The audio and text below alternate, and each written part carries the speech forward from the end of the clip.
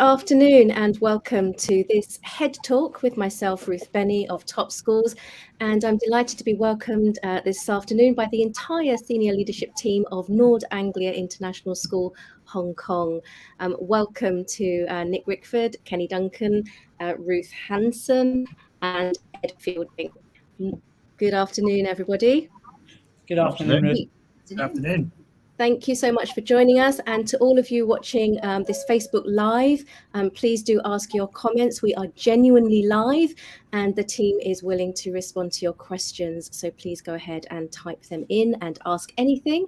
So may I start just by asking each of you to very briefly introduce yourself and your background in the school. Shall we start with the head, Mr. Duncan? Yes, thank you. My name is Kenny Duncan and I am the school principal. I joined the school in 2020 and this is my 37th year in education as a teacher and a school leader. I'm always a teacher first and a school leader second in my own thinking, because I'm closest to the classroom whenever I possibly can be. So that's me, and I'll pass on now to Nick Rickford. Hello there. Welcome. My name's Nick Rickford. I'm the head of secondary here. I'm the first head of secondary at Nord Anglia International School, Hong Kong. I started here in 2019, and prior to that, I worked for the Nord Anglia Education Group in Shanghai. That was from 2015 to 2019, and I've been working internationally since 2013. And prior to that, working in the UK in a range of roles. And I look forward to talking with you today. I'll hand over to another Ruth, to Ruth Hanson. Hi, I'm Ruth Hanson. I'm our head of our preschool campus in Tai Tam, and next year I'll be in the Sai Kung campus. I've been with Nord Anglia Hong Kong for 4 years. Prior to that, I was also in the Nord Anglia school in Shanghai, and prior to that, I was in London in a children's centre. So it's great to be with you this afternoon and looking forward to your questions and sharing some information about our school. And finally, I'm Edward Fielding, and I'm the head of primary here in our Lambton campus. I'm also the first head of primary, as we're a school that's been in Hong Kong for 8 years, and I've been in our primary school for 7 of those years, so been integral to many of the developments here within our primary. Before working in Nord Anglia, I was working across schools in inner London. So back to you, Ruth. Thank you. Thanks very much. So let's we'll keep this. We want to keep this interesting and relevant. So if you are watching and you have questions for any of the senior leadership team at Nord Anglia International School in Hong Kong, please go ahead and ask your questions. Kenny, if I can come to you firstly as the relatively new head of the school, what changes are you making? What changes have you already made? And a question that was asked ahead of time. We are seeing that there's a number of you in the senior leadership team. How do you maintain that whole school feeling? And obviously you're the head of the team.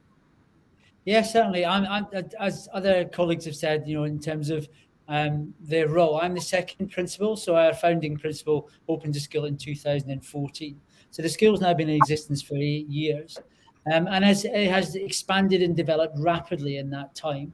And one of the things that I am most marked by is the kind of resilience and tenacity of the school and the whole school community, particularly over the last 2 years, while we've been trying to continue to focus on our core values, core principles, and our core business of working very closely with children, but doing that in a very, very different setting and a very dynamic setting that changes regularly.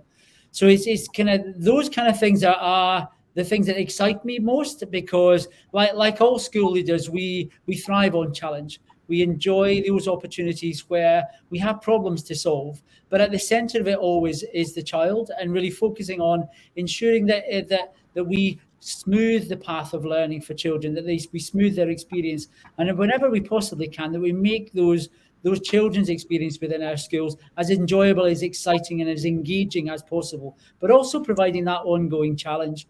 So the focus for us have been really in the way in which we develop. We've gone past that stage where we are a new school within Hong Kong. We're now an established school, and we are looking to further establish ourselves. And some of the things that I've been able to bring in since I joined in 2020 was really that reflectiveness, that looking at where we are, what do we stand for, what are our values, what are our principles, what really drive us in terms of the climate and the culture that we want within our school, and really selling that to parents, to children, and to the wider school community, but also to the Hong Kong community, and making sure that everyone understands why Nord Anglia International School is unique within the Hong Kong school and international school environment.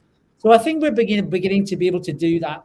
And we're coming of age now with the new secondary campus. And I know that Nick Rickford, our head of secondary, will talk in a bit more detail about the head of secondary and how that is now embedding and settling down towards the end of its first year. Being a single school, although we are multi-campus, is always a challenge. It's always a challenge for any organisation to get that thread going throughout the school that means that there's that consistency for the child. Wherever the child is in any of our campuses across the school, they have that sense of belonging. And belonging is such an important part of any school for any child or any parent or any member of staff. So making sure that that sense of belonging is really, really deeply embedded across our school is important. So that connectedness and that connectiveness that we have with students who are in different campuses, understanding the wider school community, being able to see them, and being at times online has made that easier over the last 2 years. So we can do things virtually. We can engage children across phases within different parts of the school together. But we also have that individuality. There has to be differences between our early years campuses and our early years provision, our primary and our secondary. There are lots of similarities that give that stability and consistency to a child, those routines that children need within their daily lives.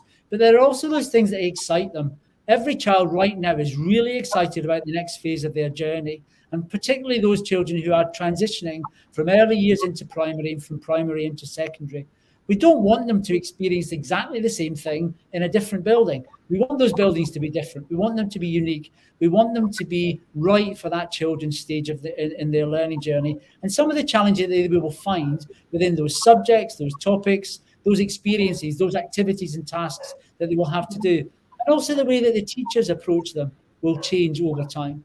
So I think that's how we manage to get the difference, which is important, the similarities, and also tying that together into a single, really, really strong, holistic school community. Thank you, Kenny. We will come to each of the sections, and it's important, as you say, to highlight the differences, but also the connectedness. But I just want to challenge you for a moment, because we have parents watching, and you talk about the uniqueness of the school and the delivering a clear vision and ethos. And could you encapsulate, or what is that? What is that difference, a point of difference or uniqueness? Yeah, absolutely. I think we very much focus on the individual. So we look very much at the individual's experience, the individual's needs. We take a lot of time over their care, but also the understanding the child and where their strengths and areas for development are. So our passion, I think, is around individual children, but also our passion is around our school community and making sure that children understand where they are in the world and what their role is within the school and the part that they can play within the wider world and within the school community, and giving them ownership, making them ambitious for themselves. We talk about ambition very much. We talk about them being aspirational. We are highly aspirational for our learners, and we want to ensure that they are highly aspirational for themselves. Now, all schools do that. If any school leader would sit in front of a screen and say that they do something other than that, then I would question it. We all do. What makes us unique is the way in which we do that. It is the combination of our curriculum, our teaching staff, and our support mechanisms that really wrap around the child and identify that child's individual needs and individual perspective, but also their individual strengths and interests. So I think that's where we are unique. If I get an opportunity, I'd like to explain a little bit more about our curriculum, and I know that other members of the leadership team will do that also. But that is where it really sits, is that our level of ambition for our children, but also that level of ownership that we want to provide to children so that they can actually begin to steer their own way and their own path through our curriculum and through the learning experiences that we provide. Okay, yes, we will definitely come back to unpack the curriculum a little bit more. So just since you've been in the school for almost 2 years, coming up for 2 years. So I know that you put in some really interesting plans for the future. Could you just talk us through those briefly? Yeah, certainly. I mean, obviously things have changed. I mean, since I joined the school, some person would ask, why decide to move and take over an international school in Hong Kong in the middle of a pandemic? But that's another story, and was one of those ongoing challenges that we all have at times, and it's really exciting, and it has been a fabulous journey that I've been on. I can't believe how quickly the time has gone since I arrived almost 2 years ago. My big focus over the last 2 years has really been, as I say, on really embedding the school, but also making sure that we expand in the right way, that we don't just expand randomly, that there is a real strong strategy to what we are trying to do. And one of those really strong strategies that we needed to do was to expand our premises, to make sure that we had more custom built premises, if you like, custom built buildings that were really fit for purpose for the children at the different phases and different stages of their learning. And the key element of that was around our secondary campus and making sure that we had a really, really fabulous secondary offer, a really strong secondary campus that matched our curriculum ambitions. And that's what we have. And we opened our new secondary campus in August of this year, based in Kwun Tong. So really embedding that is what we're going to be doing over the next 12 months for the next academic year. We've now got a really clearly organized and very strategic school that really supports children all the way through. We are really proud of the fact that we're a through-trained school and that we provide the very best experiences, the very best learning all the way through from beginning to end.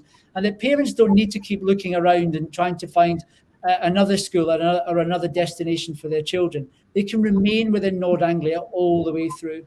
So really embedding that next year. We've now got a primary specific campus that used to be a through-trained school, really making sure that is absolutely fit for purpose for our primary children and really excites and challenges them in their learning, and doing the same for secondary. And then reflecting back on our early years provision to make sure that is as strong, as robust, and is just right for what we feel will deliver our aspirations for those children going through. And when they join us at that age, making sure that each of those stages and each of those campuses really, really is fit for purpose. And we think we're really, really getting there now. We're really proud of the rapid progress we've made in developing our learning environments across every stage of the school in all areas. So that's one of the areas that we'll really be focusing in on. The other area that we want to be really focusing in is about innovation. We don't stand still. We are very reflective and evaluative as an organization. We're part of a global international schools group, and we benefit from that enormously because we can get the very best teacher training, we can get the very, very best research and innovation.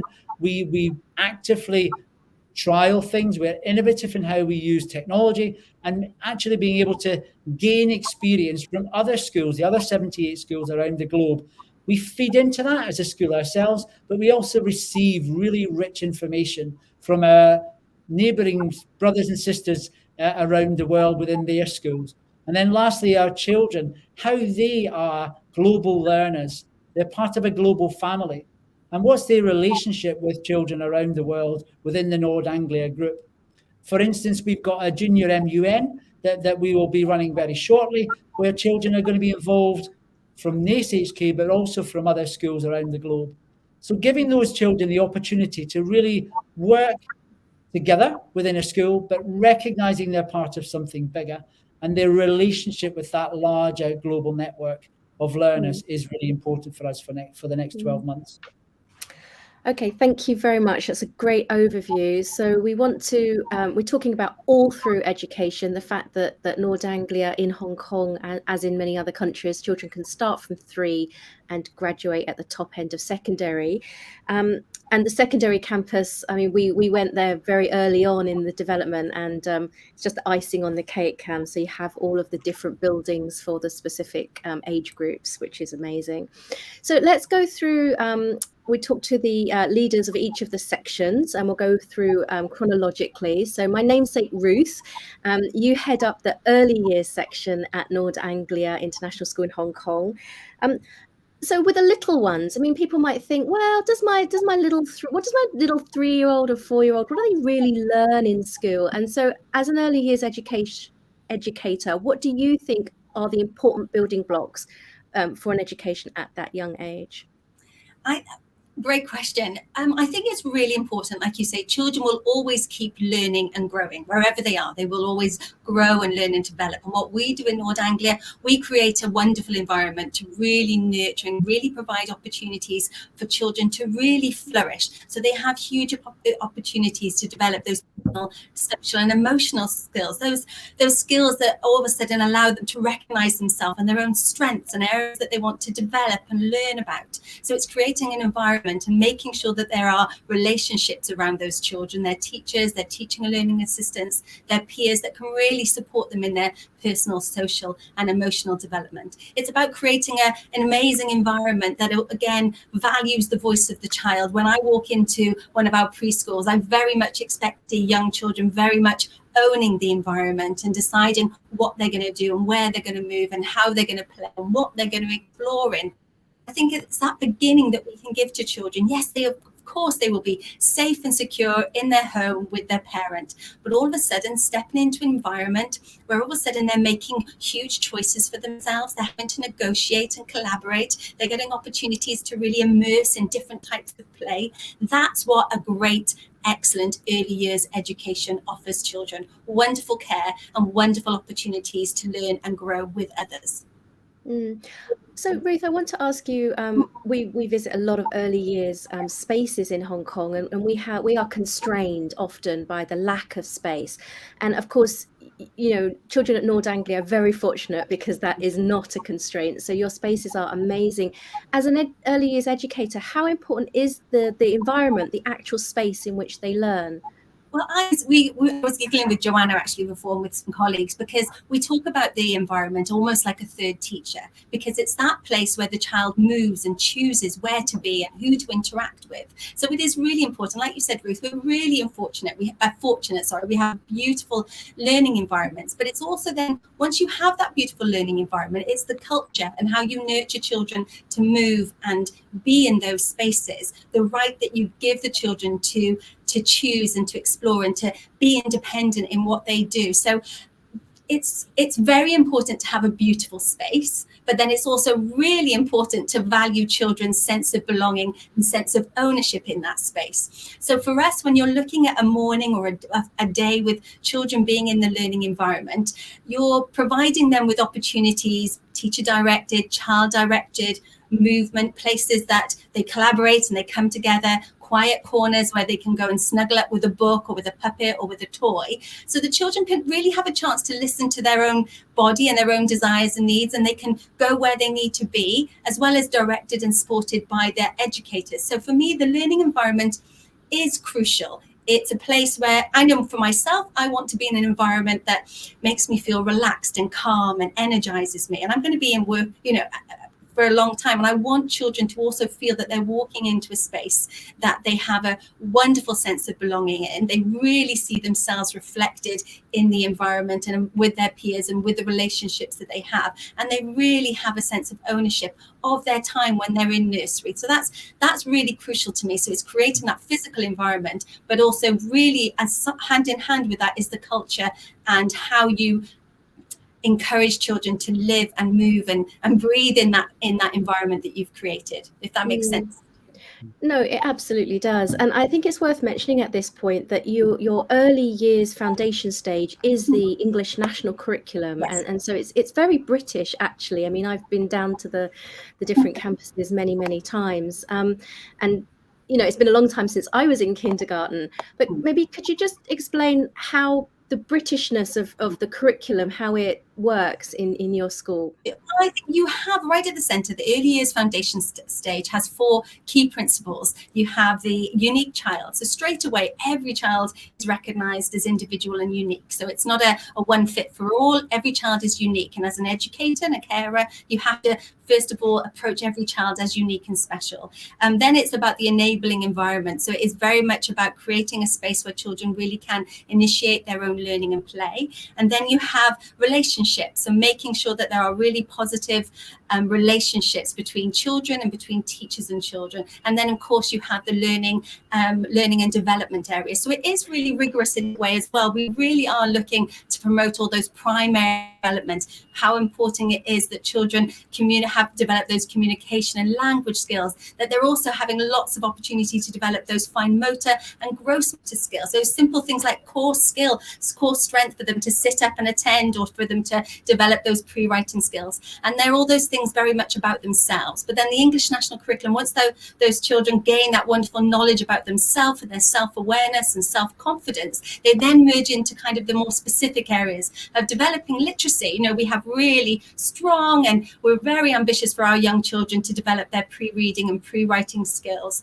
and our mathematics skills. So the mathematics and literacy is also central, and then along with understanding the world, and very much so the expressive arts as well. But it is a holistic development. That expression and creativity is really important, and that awareness of the world around them. So that is a very British in the way, but it's been quite central. The British and often, we have a very international setting. So we often have families coming to us from lots of different curriculums and different school systems. And sometimes they're scared about the British system. They think it's going to be too formal and we're going to be pushing their child to read too soon. But when they experience it, it's very different, because it is very holistic. It is really fully supporting those early foundational skills of reading and writing, but it's really also nurturing the whole child and creativity and expression and knowledge and understanding of the whole world. So in that way, it's still very central that the child is very center at the curriculum is one area, if you understand the environment, the culture that you create in what would normally traditionally be a British nursery is just as important as the learning and development and learning objectives that you would also promote and follow as well. It's interesting. I've not heard objections that the English National Curriculum might be too rigorous, but it is important to adapt that for the local context. Right? I think because we do bring in, we do encourage phonics and reading very early. When children are ready, when children are showing a phonological awareness, we will support that, as well as supporting the love of reading and the love of stories and that relationship with books. But as soon as children start to make sense and start to show that they can decode, or start to show that they want to make, that also, we fully support that. But I think it's from the international setting, where I used to work with lots of Scandinavian families as well. And it was just the cautiousness of that being considered around starting things too early. But the question is actually, you're just starting when the child is ready. Right. Well, thank you, Ruth. We are racing ahead. We're running out of time. So the children stay with you for 2 years, and then they will move into the primary division. So can I come to Edward Fielding, head of primary? So just tell us a little bit about how you receive those children from the early years section and how they transition into the primary setting. So we have the benefit of being an all-through school is that we get to work very closely with our early years colleagues. I think that transition, particularly at that early age, is a really, really crucial one to mean that they transfer confidently into a much, much bigger building. So we spend a huge amount of time with both of our campuses, where we bring them over for multiple days into the campus. We have taster lessons, we have treasure hunts around the building, and we very carefully transition them across. Part of that transition as well is about the composition of classes. So we make sure that one of the things we pride ourselves on most in every section of the school is how well we know each of the individuals under our care, and that knowledge of the individual means that we can piece together the most successful groupings, and the most diverse and most effective classes when they transfer into primary. We receive them from an excellent place, a really outstanding place from our early years. And we really take on that development from that point, and develop them in every sense, in the widest possible, most holistic sense.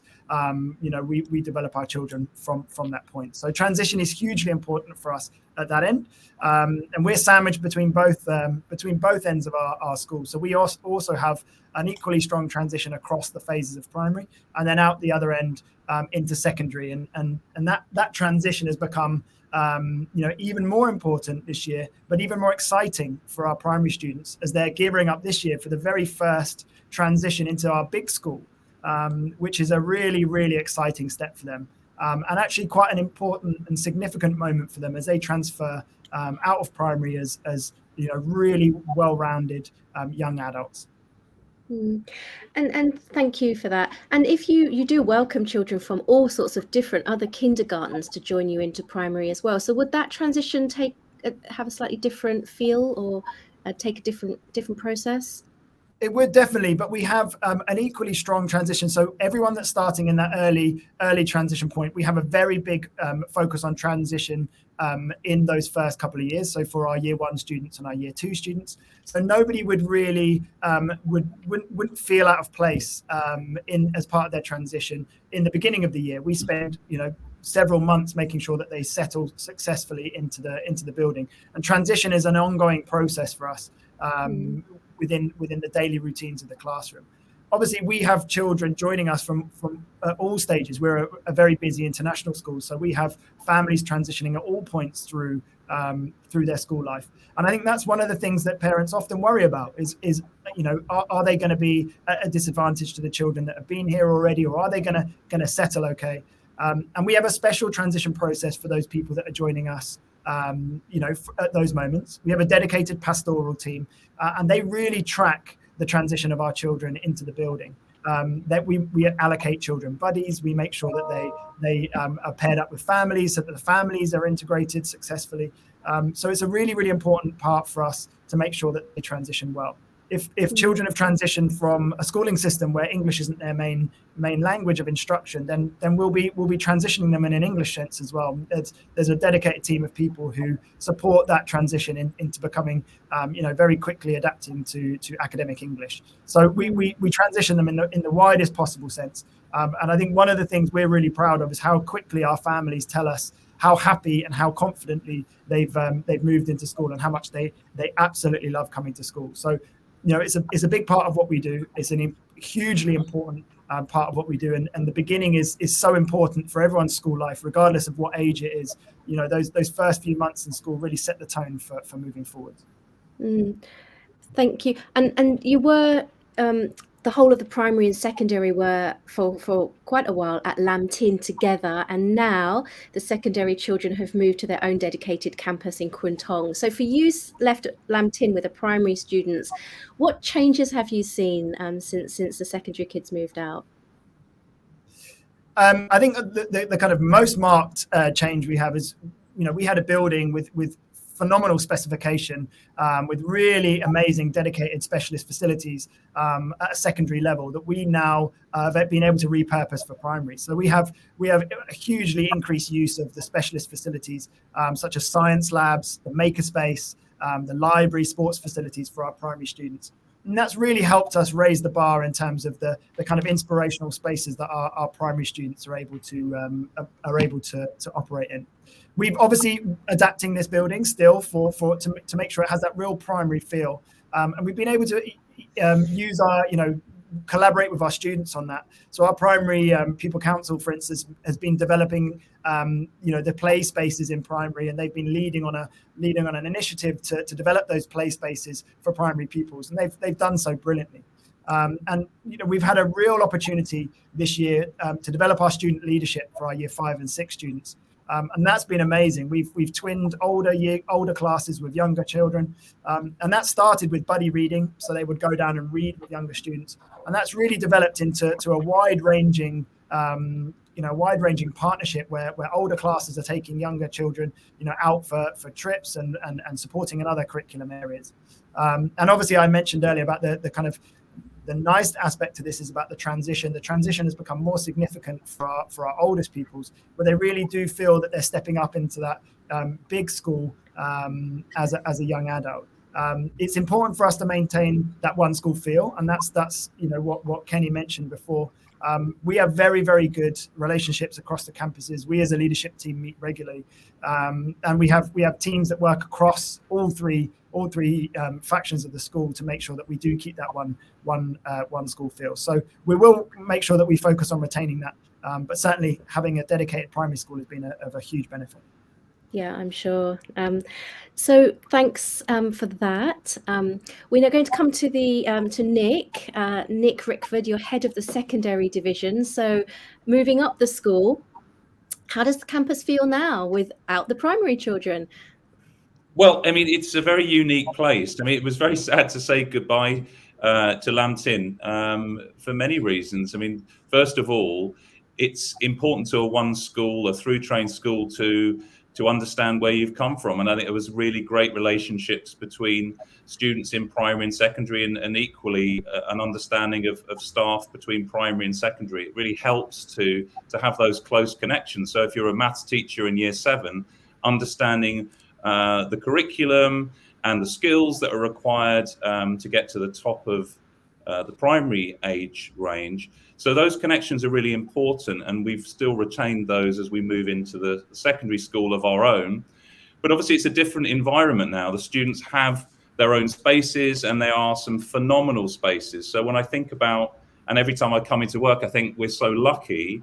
It's a really vibrant environment. There's lots of creativity. And one thing is the students are incredibly respectful of one another and of the staff. It's a great place to learn. It's a great place to work. And just having that space provides us with new opportunities that we didn't have in Lambton. So, as I say, we've retained those great relationships between primary and secondary, but we've now got, as Kenny said earlier, space to expand and to drive some of those things that we couldn't do as much when we were at Lambton. I'm happy to share with the viewers some of those things in a moment. Just sticking with transitions for a moment. So, obviously secondary school or big school, it does start to become a little bit more serious. So how do you support the children, and what are some of the common challenges that children experience when moving up to secondary?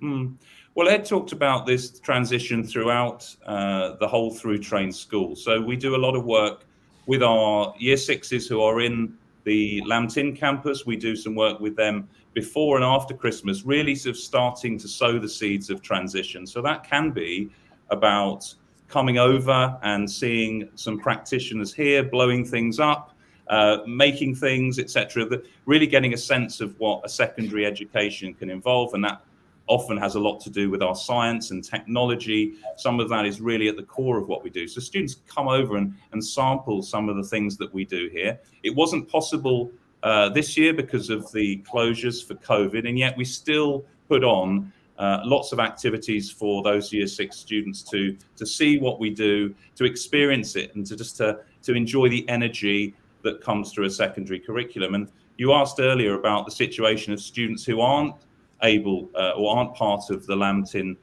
campus before, students from local schools. We also make a real effort to ensure they understand what a secondary education is if they're transitioning into us, whether it's a year 6 to year 7 or year 7 to year 8, whatever it is. So we have a dedicated transition coordinator who ensures that those students are able to make those connections from the beginning. And also our admissions team are excellent at giving insights into what the curriculum is and what the pastoral care is. And there's always somebody from school, whether it's myself, someone in our academic team, our pastoral team here, to show people what it looks like, to put their mind at rest if they're worried about that transition. So I think when you ask the question, what are some of those sort of teething issues? What are some of those problems? I think, yeah, there is a sense about what it is to move into big school. And those students that come from us in Lambton, they've already got exposure to what we call our specialist teachers. So they have specialist education in art and drama and other areas. So actually that transition into us is about then expanding from several specialist teachers as well as their class teachers into a wide range of different teachers. So I think one of those first steps is getting used to just the diversity of the secondary experience. So moving from a small-ish number to a large number of different disciplines. So we have a lucky 13 number of subjects that students take when they move over. So that can be their first reservation. Parents also want to know about what kind of support they're going to be able to give to their children as well to help that transition across. And one of the things that I always say and my team say is it's about just developing that confidence at home to ask questions, not to be afraid to be inquisitive as you come into school. Because a lot of the content you're going to learn from scratch as you move into a secondary school. We're not expecting every student to have learnt the same amount of things as they move from primary to secondary. But we want every student to feel the confidence to ask questions, to take risks, to, if they're not used to it, to become more collaborative with their peers, and that through that experience they become more creative as a whole. So I think those are things, and then of course there are other things people are questioning about. Where do I keep my belongings? Do you have lockers? What are the toilets like? All of those kind of, what for some sound like mundane things, but actually really important. And some of those transition days that we put on throughout the year are all about looking at the myths that are behind transition, looking at the practicalities behind transition, as well as learning about what the curriculum will look like when they get here. Yeah, that is so true. I mean, children getting lost, and we've put many children into Nord Anglia at all different stages, at different odd year groups, and they settle much better than the parents expect. Normally, Yes. It's the parents that worry more. Lastly, we have a few minutes. I do want to come to the curriculum, because I know that you're a non-selective school, and you've talked a lot about, taking care of the individual, but I think, again, parents are concerned that their children are going to achieve the grades that they need to achieve. And now, as you are a mature school, and could you talk to us a little bit about really what the children are achieving at GCSE and diploma levels? Yeah, I think one of the things that parents are always interested in is how does the school compare with other schools across Hong Kong or internationally. So just for clarity, we do offer the iGCSE program, which is an internationally recognized, externally assessed program, and we have over the last few years achieved 50% or around 50% A star to A. So that's 50% of all of the grades that students achieve are at the very highest level. Now, we're obviously pleased and very proud of that, but we're particularly proud because we're a non-selective school, but we're also happy about the students, and we're very, fiercely proud of the students who maybe came in with expectations of getting a B grade and get an A grade, or those students that came in with expectations of getting a C grade and got a B grade. What we're interested in is doing everything we can within our power to help students exceed beyond their and their own parents' expectations. And that's something that we do particularly well. So while we can look at the broad or raw figures of 50% A star to A, it's the stories below that which I think are the things that we're most pleased and proud of.